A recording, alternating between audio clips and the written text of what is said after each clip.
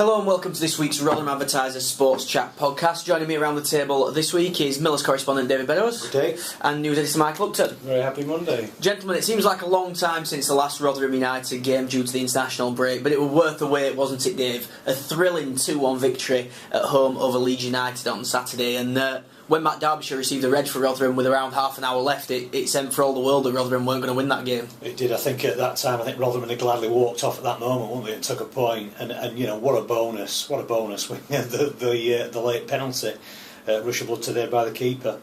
I mean, it's the thing, we talk about tight margins in football, don't we? Rotherham are just getting the right side of them time and again at the moment, and that's led to this 6-game unbeaten run. But they've put themselves in the position to win these games, and that's been the difference since Neil Warnock brought through the door. Michael, as Dave alluded to there, 6 games unbeaten, 5 wins in those 6, 16 points from the last 18. However, whichever way you want to put it, you can use the stats however you like. Rotherham are a fantastic run of form. It's not just a fluke, it's not just luck. Rotherham have sorted something out, haven't they? It's unbelievable, and based on that defensive solidity we were banging on about through the whole of the winter, and nobody seemed to listen to us about. I'll have my hands up and say that I wasn't quite sure about Neil and Kevin Blackwell coming in. I thought that with the players that they had, that Neil Redfern had maybe been a little bit sold a bit short, and the timing was bizarre. But he's taken that squad, he's used different players, and the results have been astonishing. One of those players, Dave, that he's brought back into the fold, Greg Halford. He was a forgotten man under the previous 2 managers.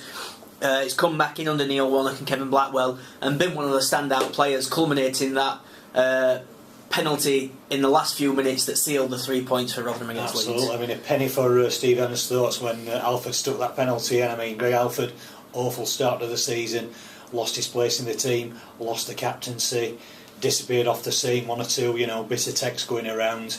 And then Neil Warnock comes in, puts him in a position, ironically, where he would never really played whilst he was there, that defensive midfield position, and he's just bombed on, hasn't he? He's been one of the standout players of the last couple of months. It shows Neil Warnock's man management skills, doesn't it, Michael? The fact that he revealed after the game that he told Greg Halford to take that penalty and to tell Lee Frecklington to pass it over to him, admitting that he'd take responsibility if Greg Halford had missed it. Just them little things like that to boost the confidence go a long way, don't they? Well, it's just another step in the greatest comeback since Lazarus with Greg Halford. It's been astonishing how he's been brought in from the fold, and little bits and pieces of boosting players' confidence. I'm a bit tired of them saying they're genuine and hard-working. I think he needs to start pointing out there's some ability in that side, and there's some good chances being fashioned. And with someone like, you mentioned Freck, someone like Lee Frecklington, his eye for a goal and his ability to get in the right place at the right time has turned the game effectively. He's been vital in both of the goals. His Championship Frank Lampard, isn't he, Dave? He's got to be, Anthony. I've been wondering whether he could still do it week in and week out, and he is one of them players who's got to be nursed. They've got to wrap him in cotton ball in between matches, particularly a week like this week when there's 2 games in a week. But he's irrepressible, and you can't put this guy down. There's no one else like him, is there, Michael, in that Rotherham United squad? He can't be replaced by someone similar when he's out. You really feel the force of it, don't you? Well, I mean, usually the Frank Lampard tag is that significant to Rotherham United. I remember him leaving his absolute all on the pitch at Wembley. He could barely move by the end of that game, but he does seem to have found a home here and to become very important. I think we'll all have fond memories of him scoring that clinching goal in the promotion-winning game against Aldershot as well.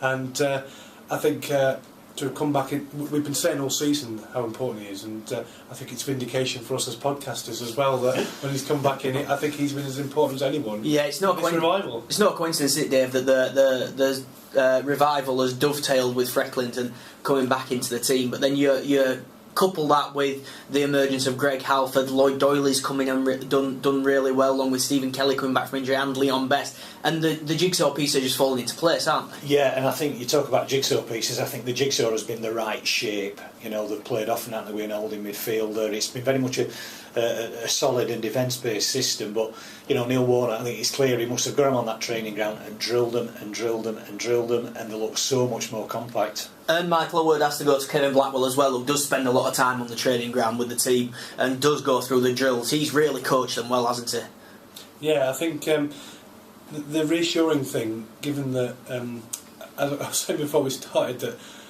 no other team will be looking at a run of results like this and a revival like this and expecting to lose its manager in the summer. And I think the reassuring thing for Millers is that there's a decent chance, I think, even if Neil Warnock goes, that we could be looking at Kevin Blackwell coaching the side next season. So he's been, I think, very important alongside Neil Warnock. I think Neil's a bit of a loose cannon, perhaps not quite so much in the Steve Evans way. Kevin Blackwell seems a much calmer, very safe pair of hands, and I'm sure he's got a strong influence on that squad. Let's just talk quickly about Matt Derbyshire's red card. He got sent off for an elbow to Berardi, the Leeds defender. Funnily enough, it was that man who got Liam Best sent off in the return fixture at Ellen Road. Looked harsh at first view, didn't it, Dave? And to be honest, to me, it looked harsh watching it back on the TV as well. What were your impressions of that? Well, I got it on the old slow play last night and looked at it back 2, 3, 4 times. I mean, in a way, it were inconclusive. I mean, you've got to drop on Derbyshire's side because he ain't that type of player. He's tried to get some leverage and hoist, and like a lot of strikers do, he's used his elbow to get him up there. So I'd err on the side of Derbyshire with this one. And Michael, Rotherham are going to be appealing it, Neil Warnock revealed after, because he said there was no intention whatsoever. Well, yeah, Matt Derbyshire's much more appealing for everyone these days, isn't he? It's proving he seems to be, after all those games where he was maybe singled out for the wrong reasons, he's been a very important player for the last month. I think we've got to the point now where a lot of people will be disappointed if we were missing. And I have to say, in this instance, I can't see. I mean, there's something in it. It's a blow to the face, but there's no malice in there at all. I found it amazing that the referee thought there was enough there, and he seemed to be a bit indecisive. Well, the referee gave a decision to Rotherham, whether that were a throw-in or a free kick. He gave something to Rotherham, and it looked like once he saw the blood, he then.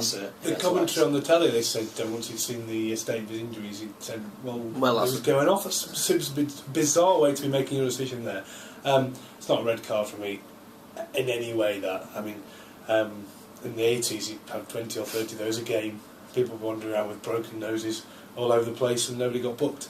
Yellow card, fine, because he's maybe been a bit reckless with his jump, but he's not malicious. That's not a red card. Great to see as well, Matt Derbysshire, once he'd been sent off, coming up to the hospitality areas near the press box and kicking every single ball that with his Rotherham teammates. He really did get behind his team and really did kick them on. So fantastic from Matt Derbysshire there. Right, let's have a little look forward to tomorrow night's game, Tuesday night, away at Bristol City. Dave, like you say, this next week could be make or break for Rotherham United. 2 wins and you'd feel that they were almost there. They had 1 foot in the Championship next season. 2 defeats and they dragged right back into it, aren't they? Yeah, I mean, it's a dangerous game, this, but I'm a bit reticent to say that because we've had enough dangerous fixtures over the last month and a half to worry about. Bristol City, it's a funny time this for Rotherham because they're going on a high down there and they want to make sure it's not a slump and an after Lord Mayor show, because suddenly 5 points looks comfortable, but if they lose one and MK Dons, it's not inconceivable they could beat Wolves tomorrow night. Suddenly it's down for 2 and pressure's on for Saturday. So I'd take personally a draw at the next 2 games just to settle things down, just make sure you don't lose and just keep that points counter ticking over, because this ain't going to be settled, is it, till perhaps the last 4 or 5 games. Michael, that's the last thing they want, isn't it? They don't want to get beat tomorrow night, go to MK Dons on Saturday, 2 points, and MK Dons really, really up for it. Yeah, that's the last thing they want, isn't it? Yeah, and of course the banana skin this season has been the clubs in the bottom half. Leeds have maybe hit a bit of a slump themselves, but they're a big side. They've had a bit of a patchy season. They've been up there aspiring. I think when expectations are high, that's when we find that the side maybe is a little bit uneasy.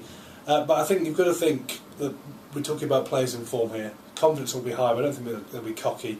Neil Warnock won't be taking anything for granted. As I said at the start, he's still talking about their grit and determination, their hard work. They're not going to get full of themselves in terms of how good they are as players. I think that defensive solidity we've seen before, the fact they're not conceding many goals will serve them well. And I think if they can, it's the whole stay in the game thing and see how you get on. This MK Dons game at the weekend we were talking about 6 weeks ago as maybe being a decider. Well, let's hope by the time we get there that's not the case. Well, Rotherham could be 8 points clear by the time they're all up at that stadium on Saturday. That'd be ideal, wouldn't it? Yeah. Well, one thing I would say is that when Neil Warnock came in and the gap was 3 points and then became 5 after the opening game, a lot of people were writing them off. I'd like to say I wasn't one of them at that stage. I thought there were a lot of games to go, and by the same token, being 5 points clear at this stage, it's nothing, is it? You've got to keep the old adage of keep taking each game as it comes and try and, as Dave says, keep the points ticking over is vital. That's right, gentlemen. So I'll thank you very much for your time today. That's all we've got time for, and I'll thank you for listening at home. Make sure you sign up free to the match in your inbox every Monday, looking back at the game that has just gone. Make sure you pick up Friday's advertiser as well for all the action from Tuesday night's match at Bristol City, as well as looking forward to that big game down at Stadium MK to take on the MK Dons. Gentlemen, once again, thank you very much for your time, and thank you at home for listening.